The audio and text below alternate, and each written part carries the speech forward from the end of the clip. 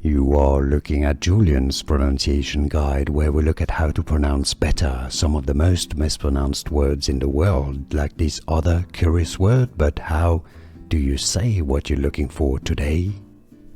Let's learn once and for all how to pronounce this word. If you want to learn more confusing vocabulary in English, make sure to stay tuned. I've got tons more videos for you. I'll link to a few for you at the end of this video. 2 different ways of pronouncing this word.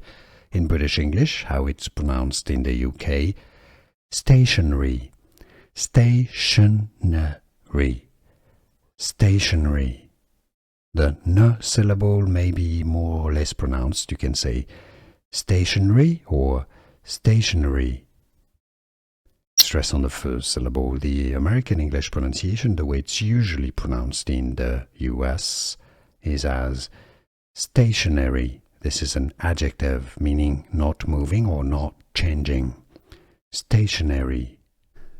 Here are more videos on how to pronounce more confusing words and names too many mispronounced. Like this video if you found it useful. I appreciate your support. I'll see you soon and thanks for watching.